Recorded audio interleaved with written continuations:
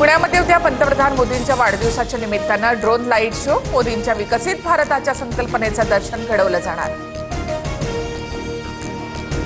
पंतप्रधान मोदींच्या वाढदिवसाच्या निमित्तानं 17 सप्टेंबर ते 2 ऑक्टोबर सेवा पंधरवडा, रक्तदान शिबिर, नेत्रचिकित्सा शिबिर, स्वच्छता मोहिमेचं आयोजन। मुंबईत आज भाजपचा विजय संकल्प मेळावा, पीएमसी निवडणुकीपूर्वी भाजपचं शक्ती प्रदर्शन, वरळी मतदारसंघातून भाजप निवडणुकीचा बिगुल वाजवून रॅलीद्वारे ताकद दाखवणार। प्रभादेवीमधील स्थानिक नागरिक राज ठाकरेंच्या भेटीला, एल्फिन्स्टन पुलाचं पाडकाम सुरू झाल्यामुळे स्थानिक रहिवासी राज ठाकरेंच्या भेटीला।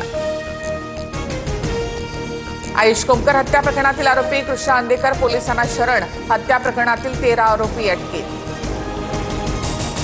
वनतारा प्रकरणी सुप्रीम कोर्टाकडून लेखी आदेशाची प्रत जारी, कोर्टाची वनतारा प्रकरणी क्लीन चिट याचिका फेटाळली, बदनामीबद्दल वनताराला मानहानीचा दावा दाखल करण्याची मुभा कोर्टाचं मत। यूपीआयवरून आता एका दिवसात 10 लाखांचं पेमेंट करता येणार, व्यक्ती ते व्यापारी पेमेंट मर्यादा 2 लाखावरून 10 लाखापर्यंत वाढवली, तर व्यक्ती ते व्यक्ती व्यवहाराची मर्यादा पूर्वीप्रमाणेच 1 लाख रुपये राहतील। मुसळधार पावसामुळे लातूर जिल्ह्यामधल्या तिरणा नदीला पूर, 200 एकरवरील पिकांचं नुकसान, उजनी गावात पुराचं पाणी घुसलं, अनेक दुकानांचं नुकसान।